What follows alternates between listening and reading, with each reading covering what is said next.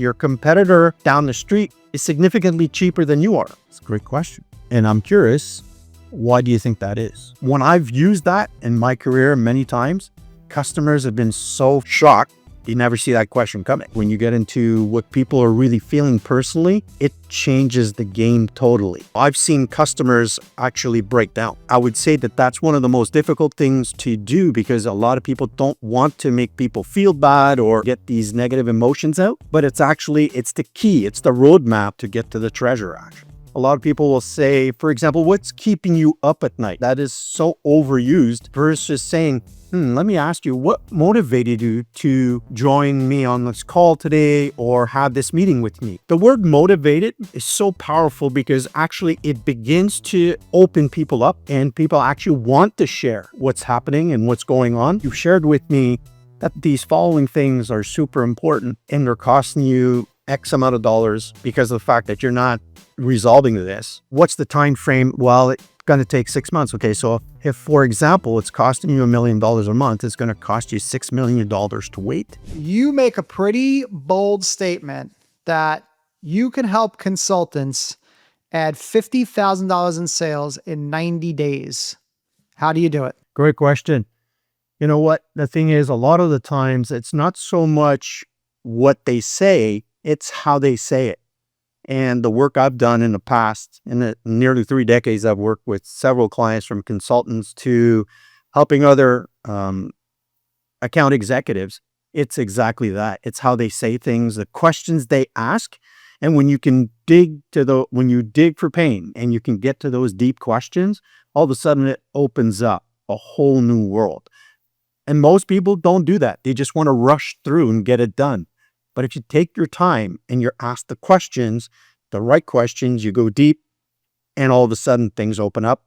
You've got an amazing opportunity then to truly understand what's wrong, what's not working, and it begins to build trust and authority. And when you can do that and you achieve that, man, anything is possible. I've seen customers do that time and time again, and many in even less than 90 days, some after 10 days. They've hit that score. Give me an example of something like people say that is just okay versus something people say that you're just like, that's great. Great question. So a lot of people will say, for example, what's keeping you up at night, right? That is so overused versus saying, let me ask you, what motivated you to join me on this call today or have this meeting with me? The word motivated is so powerful because actually it begins to open people up and people actually want to share what's happening and what's going on versus the cliche that I used before. This one here really sets the pace, sets the tone, and it begins to open up people's conversations and pain points. Beautiful. I love it. So is that typically like one of the first questions that you ask during a sales meeting? That's the first thing I ask when I open a meeting. Why are you here? Yeah, while you're here, exactly, right? What made you come here? And why are we even talking? Why are you giving me your time, right? Beautiful. I love it. Okay, so now somebody's told you, okay, this is the reason that I'm here. Give me the flow of the meeting. Where do you go once kind of you have an idea of what somebody's looking to achieve? Then the next step, usually what I do is I will dig for pain. I will ask them, okay, so how long has this been going on?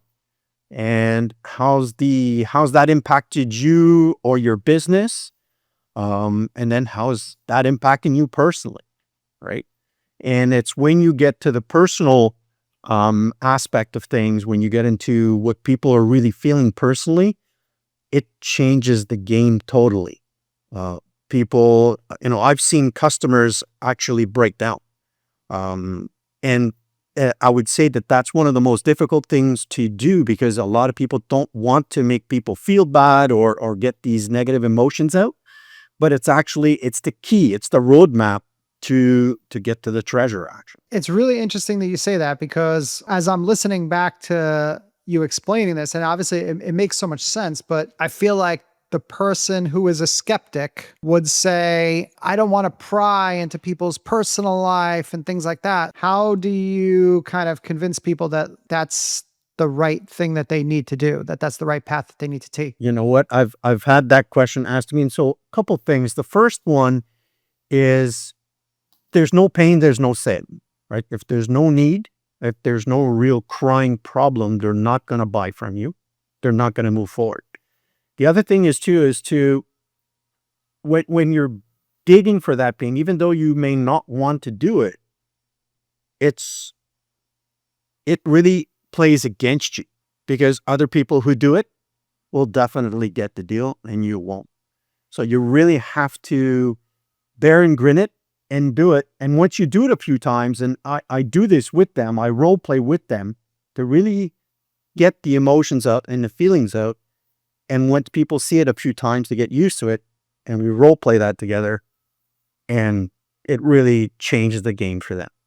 Give me like your background, because you've worked with on IT projects and you've sold to some like Fortune 100 companies. What is like a lesson that you learned from selling to the Fortune 100s that can apply to a consultant who is selling to anywhere from like a small business to a mid-market to the Fortune 100? And that's a great question. I would tell you, first of all, is you're closing with your ears and not with your mouth, right? You need to understand, especially in the bigger clients and large enterprise clients, you need to understand who the players are.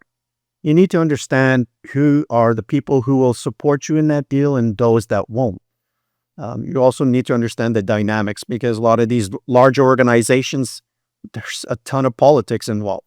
So you need to understand also what the politics are, what they're doing, how they're doing it, and how they make decisions. I mean, one of the questions I used to ask is, okay, great. Let's say you do like my proposal and you want to move forward. Can you give me a breakdown of when will I get that proposal? In other words, when will I get the PO? How long does it take? What's the process? So they run me through, for example, well, it needs to go to purchasing. Okay, great. Then what happens? Well, then the head of purchasing looks at this, and if they agree with it, then they will bump it up to either the vice president or the CFO, the controller. And if they agree with it, then they'll sign off on it. So, okay, great. But if they do that, if the CFO signs off, how much time does that take? So they'll say, well, it takes a week, it takes 10 days, it takes 2 days, whatever amount of time. So when they explain that to me, and I ask also, like, who are the key people that will be engaged in this conversation? Sometimes they share it, especially when you build more trust with them, they'll share that. Once you have that information, the good news is now you can integrate that into your pipeline. If you're following a pipeline, a CRM tool, then you can see, okay, once I've gotten that proposal, they accept it, it's going to take a week, 10 days, 3 weeks for that proposal to be approved. So I can begin to do follow-ups in, let's say, 2 weeks from now to see where the PO is in the pipeline. And then from there, create that expectation. And then you have an easier way to follow through. You also get to know who you need to talk to, who you need to contact in order to get that deal pushed through. And then, I mean, logically, you'd get the PO back if you've done a good job. You know, you talk about selling into some like larger companies or whatever, and the people that you're working with as consultants, right? You know, they could be a one-person operation or a small operation. So is it intimidating for them? Like, to me, it would feel intimidating for them to like go in and try to sell like into a big company, right? So like, how do you advise people on how to kind of overcome that feeling of like, oh man, I'm going after like a big fish here? Yeah, no kidding. And some of these guys are really big. Absolutely. You know what? And many people have asked me that. Several of my clients are going through that struggle. So here's what I do. First of all, we sit down together. I do a one-on-one with them to understand kind of who is the player, how are they engaged, what's the project about, and we slow it down, right? We break it down in bite size so that everybody can understand where they're playing, how they're playing, and put a strategy together on how we're going to talk to these people. What are we going to say? What's important to them? And when we do that, it doesn't make it so intimidating. And I get it. I've been there many times, many times. But by doing that, by breaking it down, understanding who the players are, understanding what's important to each player, understanding also like what's the KPIs, when do you need to deliver the project? What are the timelines? What are the time frames? What if you can't deliver at a certain times? How do you address that? So by breaking it down bite size, it makes it so much easier and not so intimidating. And all of a sudden you begin to see a roadmap to, okay, how do I get there easily without, too many problems? And you get to be an expert navigator. You do this a few times, and these are tools I'll teach you that you can use basically for life. Now, what's the advantage to selling to like some of these larger companies versus trying to sell into a smaller one where you might have like less path of resistance to get in? The advantage, well, if you're looking to close bigger deals and having less risk of not having the money, that's a big one. Mm. Also recognition, right? A lot of people want to have that huge opportunity to say, hey, you know what? I closed the deal at Bell, or I closed the deal at GM, so having that in your portfolio or in your CB looks really good. But again, the advantage, the likelihood of you getting paid significantly higher. The smaller businesses, the advantage is they make decisions more quickly, less politics. And usually if they work with you, and what I teach my consultants to do is also check to make sure that they have an approved budget, right? That's the number one thing. And it's the same thing with large enterprises. Usually the large enterprise will ask for a quote, and they have an idea of the budget. And yeah, you can ask those budgetary questions. And when you get resistance on, yeah, but they don't want to tell me. That's happened to me before so many times. And this is what I tell them to do. Yeah, I don't need to know the exact dollar amount. Just give me plus or minus 20% of what that budget would look like. And usually people feel comfortable doing that because the biggest fear they have is, well, if I tell you I have $1 million budget, you're going to charge me $1 million, right? So by saying, look, plus or minus 20%, what's the budget you have to work with here? And that opens up the conversation, and you get to have an idea as to kind of where they want to go and how much money they want to spend. And I would tell you that's the big difference between either or. Speaking about price here, obviously that seems to be like a massive pain point for people especially people on like the smaller business side. For somebody who right now is like kind of charging maybe 5,000 when they should be charging 25 or 30,000. How do you break that? That's a great question. So a couple things, right? So I'm a big proponent of also offering financing solutions if possible, right? Now, I understand we're talking, and I'm working with consultants.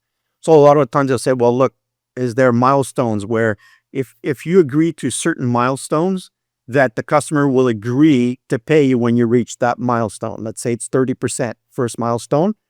They pay you the 30%, you get to the next one, and so on and so forth. That's one way that's some of my consultants have been able to break through the larger deals and get clients on board. Other things too is again, you need to understand the company. Are they in a good financial space? Are they having difficulty? Have you seen, for example, or heard of them from either newspapers or industry magazines saying, well, they're having a hard time, they're struggling, or the government has loaned them money and now they're foreclosing on their loan. So that's a big part of it, right? So financing has to be top of mind, and also comes into your profitability, right? A lot of guys want to get the deal at all costs, but then you have to look at, okay, it's great, but if you're just at break even all the time, you're working all these crazy hours, you're basically working for free. Worse, you don't get to spend quality time with family or friends. You don't get to do what you want, right? So my emphasis is, okay, great. We need to get the deal, but we also need to understand what profitability you need in order to live the dream life that you want to have and work with the dream customers you want. Yeah, you got to reverse engineer your pricing, kind of. There's a lot of people on the internet talking about sales, right? And there's a lot of people that give like a lot of really terrible advice, right? So what is something that you've seen on the internet, on social media, some of the sales advice that you've seen that people are buying into that is really terrible and that they probably shouldn't be buying into? And I know this too, because obviously I have a 20-year sales background. And when I started as a sales coach. So I know that there's a lot of really bad stuff out there. So give me some of the things that you're seeing.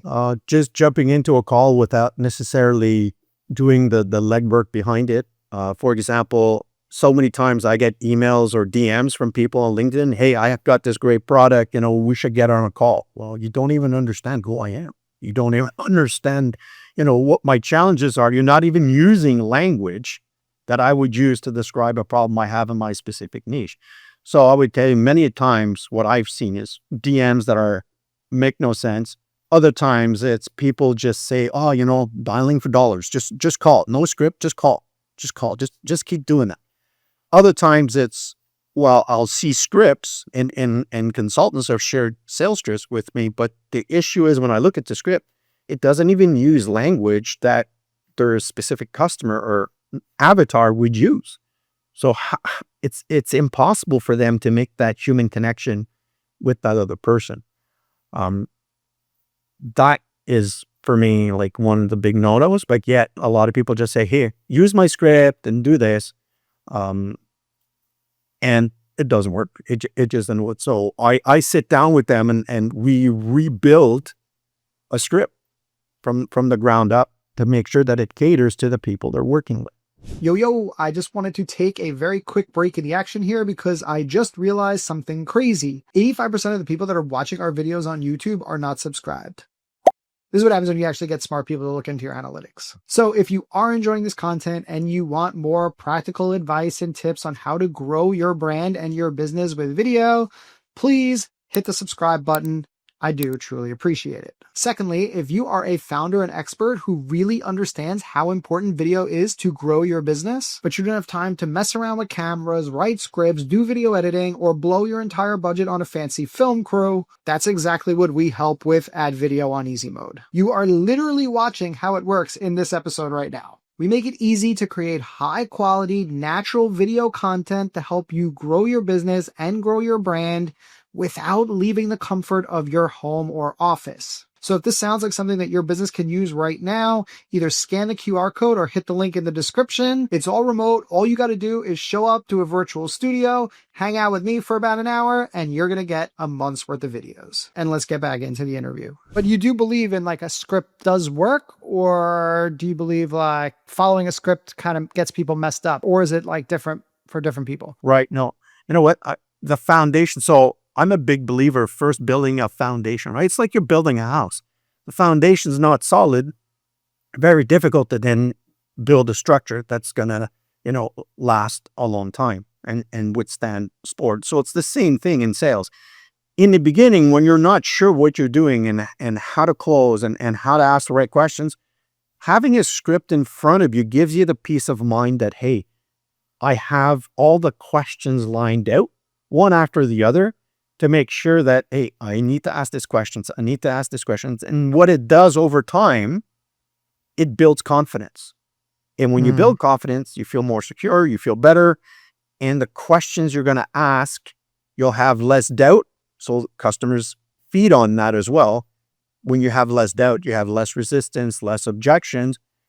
And as you get accustomed to and you internalize that script, all of a sudden it becomes natural. You're not even looking at a paper anymore. And you will tweak it depending on who you're talking to. Every customer is a little bit different, even though they might be in the same niche.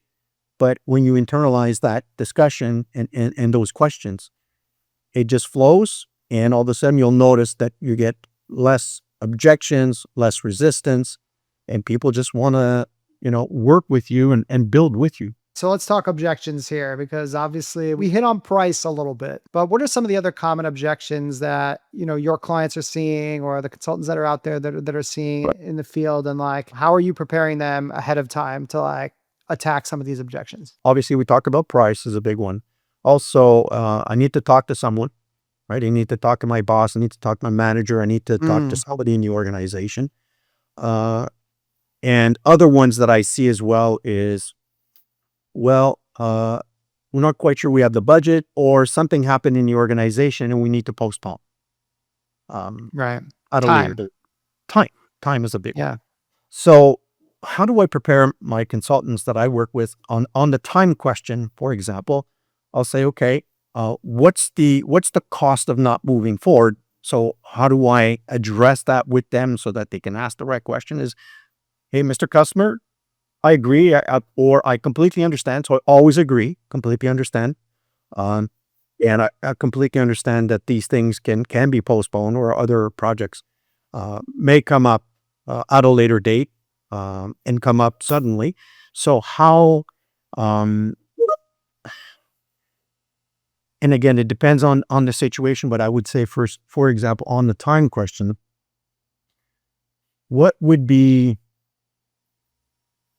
so what's the time frame on you getting back to this, like this project be of importance right now, right? And what's the cost of not moving forward? Like, you've shared with me that these following things are super important, and they're costing you X amount of dollars because of the fact that you're not resolving this. What's the time frame? Well, it's going to take 6 months. Okay, so if, for example, it's costing you $1 million a month, it's going to cost you $6 million to wait. Is that, I mean, is that where you want to go? Is that, you know, what's the other impact is this going to have to your business? So that's one example. And then the time, again, is there someone else who needs to be involved in this discussion around the time? So based on that, I'll work with them to understand, okay, the time frame. What's the time frame? What's the cost of not addressing now, of addressing this now? Who else does it impact within the organization? A lot of the times it's going to impact a couple of different sectors in that business. If it's a bigger business, if it's a small business, they're going to say, well, oh my God, this is like right now, and it's going to impact me on my ability to get other clients or do some additional marketing. Okay, great. What if we could offer you another solution in order to you to move this forward now? Would you be opposed to listening to that? So these are things that I teach my consultants to work through. It sounds like there's obviously some negotiation skills in there. So give me a little bit about like the kind of 101 on negotiating and some of the things that people can do to have leverage, whether it be to move a deal faster or to get them to sign for a longer term or to get them to pay a little bit more money. What are some of the negotiation tactics that are working, that you're seeing working out in the field now? Time's a big one. Talking about time, like the impact of not moving forward. Another one is also in the negotiation tactics. Some of them will say, well, can we postpone, or can we do this like several payments, break it down in different payments?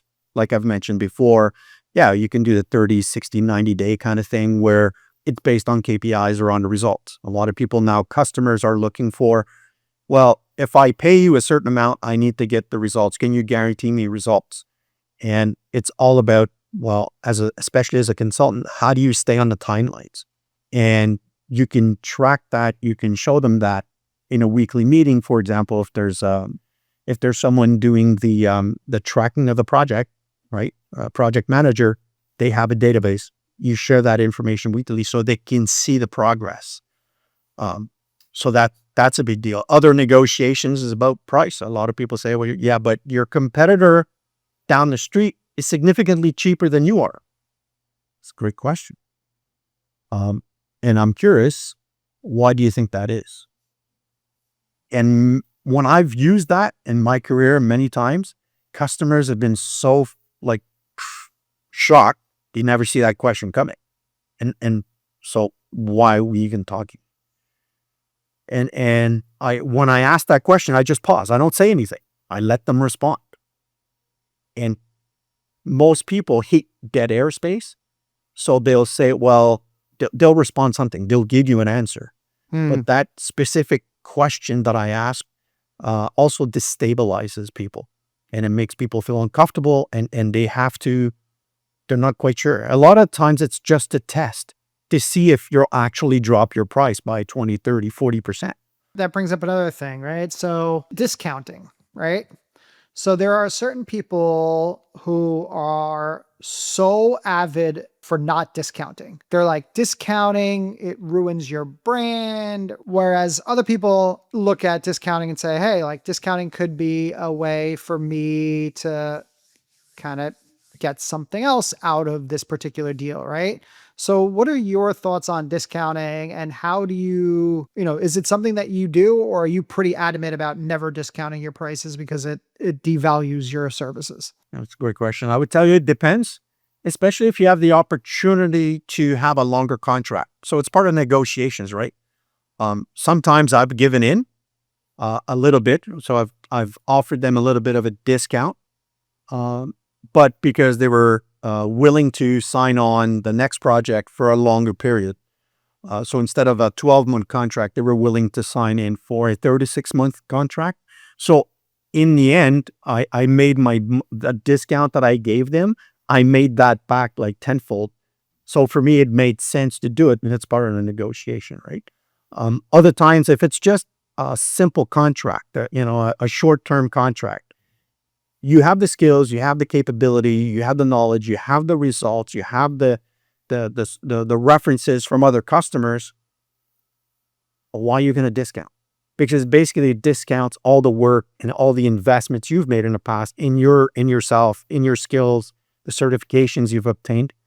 Then it becomes a discussion of, why are you looking for a better price? What seems to be the concern here? And we need to dig around that, because it's a typical objection, right? Oh, you're too expensive. Like I said, I teach my consultants okay, let's dig deeper into that. Let's understand why they're asking that, what happened in a conversation that made them potentially uncomfortable about the price. And we put strategies in place on how to address that and go through that for sure. Beautiful. I don't mind discounting, by the way, but I don't mind discounting when I get something in return. And whether that something in return is, hey, I need you to, do a testimonial or a case study with me, or whether it's, hey, I do need you to, sign on for 6 months instead of 3, or, hey, I'm happy to give you a discount if you just pay right now, and I don't have to chase you down for the next, 3 months trying to get you to buy, right? Like if you sign right now, I'll give you the discount. No worries. It's worth it to me to be able to like offer something. And the other thing is like makes people feel pretty good, like when they got a good deal, right? Like it puts, going into the relationship that you're going to now have as like, because every sale that you make now, you're walking into a relationship with the client that you need to maintain and keep up. And like sometimes just offering them that discount, like it makes them feel good going into it, right? I don't get the logic behind people who are just like so rigid on, we don't discount, never, ever. It's like, I don't get it. So you've seen like hundreds of, consultants, throughout your sales career. What do you think is like the main pattern that keeps people like struggling and stuck when it comes to sales? I've had to think about that several times because people were asking me about that same question. And I would tell you the biggest factor that contributes to people's lack of results in sales, not being coachable. I can share all my knowledge and all my processes, but if you're not applying what I'm teaching you, if you're not leveraging the role plays that we're putting together, if you're not sharing with me your biggest challenges and your fears, it's hard for me to make a difference. And those consultants that I work with, like one of the consultants I work with, her name was Vanessa. Vanessa came to me. She was just starting her sales career, and everybody was kind of coaching her all over the place about different things. And so I brought it back down to the basics. Again, we build a foundation together, and within a few weeks of working with me, she closed $25K deal, and then the week after another $30K deal. So I'm saying, wow. And I asked her, like, what made the difference? She said, well, you just gave me a foundation, and I followed what you were teaching me.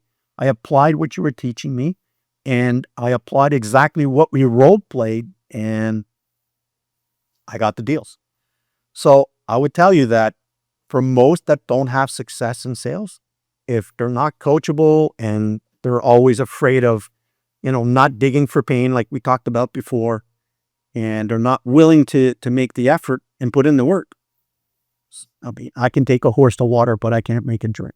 Just get the reps. It's like sales is as simple as like just get more reps and you're gonna get better, and then you'll close more and you'll close at a higher percentage. And so yeah, I got you. All right. And then sales becomes fun. It doesn't become so challenging and scary. I love it. Okay. So I'm going to do like a couple rapid fire sales questions here. Is there any particular sales methodology that you'd subscribe to? I've had several mentors in my career, and I would tell you the best is the framework that works, right? So it's and the basics when you really drill down, it's all about asking questions, being listening, not talking all the time.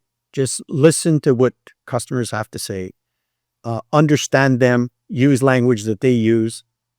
Make them feel, I don't like using this word, but I'll use it anyways, kind of warm and fuzzy. When they work with you, they're building trust, and they can see that, you understand them, you understand their needs, and they feel listened to, and you give them what they want and need.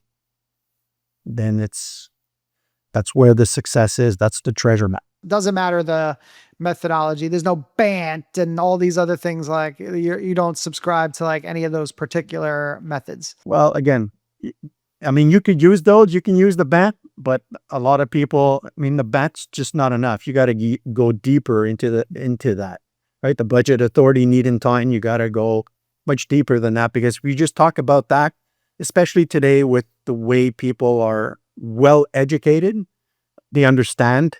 And they know what they want. If you just go with BANT, it's not enough. You got to go deeper than that. All right. Do you have a particular sales book that you really like? One of the gold standard books for me has been reading the book Never Split the Difference from Chris Voss. And the reason why is because I like the fact that he chases the no. Too many times we're always chasing the yes, and people don't want to naturally give a yes because they feel that if they give a yes, they're committed no matter what.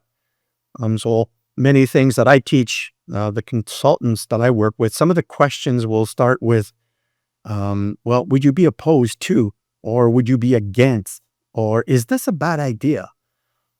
And when you ask those questions that way, and it's a natural response, no, I wouldn't be against that, or no, it's not a bad idea. And I find that it just opens up the conversation, and people, you could see people's faces relax. And it's been very successful for the consultants I've worked with when they're asking these questions that way. It's really moved the conversation forward. Beautiful. So cold calling, does it still work? Yes, I believe it still works. And actually not doing it, I think you're missing a big part of it. But again, comes down to how do you make successful cold calls?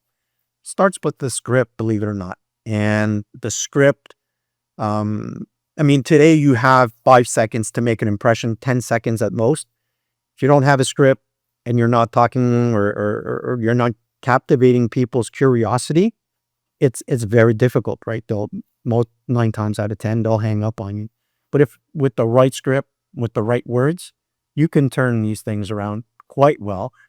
And you can almost use the same process when you're DMing people on LinkedIn or other social media platforms. What's your favorite DM like opening line? So first of all is acknowledging them. Like, thanks for connecting with me, or appreciate you accepting my invitation. And then the next one for me has been, well, I acknowledge some of either a post they made, a certification they attained. And then from there, usually if they respond back, then, I'll say, look, I'll ask them a specific question about a result that I can help them achieve. And usually then If they're interested, they'll say, yeah, I'm interested, or they say, oh, no, I'm not interested, or I'd like to know more. And then we continue that conversation. But again, all this I had to learn. It was a script that I learned and with a mentor of mine, and it pays dividends. But if you don't know, if you don't have a base, or if you don't have a roadmap, you're kind of shooting all over the place. And that's why most people don't get the results they want. I like it. All right. So if you had to give like one piece of sales advice that's kind of universal to help anybody who has their own business, consulting, entrepreneur, or they could just be a salesperson, what's one universal piece of sales advice that you'd like to give? Don't give up, and just be open to learning something new, especially if you've been in sales for some time and all of a sudden you've hit a wall. Things have changed. The market has changed. Just be coachable. Get help. Ask for help. You'd be surprised at how many people are out there, including myself, who just a simple question, you could get a response back to. So just, don't give up and be coachable. Beautiful. I love it. All right. Stephane, where can people find you? So the best place to find me is on LinkedIn. So it's Stephane. It's Stephane. And family name is Seguin. It's Seguin. And I'm located in Mexico, near Cancun. And just look for me there and send me a DM. Love to chat with you. Beautiful. All right. Well, I appreciate you being here, and I will be seeing you around on LinkedIn for sure. Thanks, Danny. Appreciate you doing this and for the time that you gave me. And yeah, absolutely look forward to chatting with you on LinkedIn. Yeah, my pleasure. I appreciate you being here. Thank you.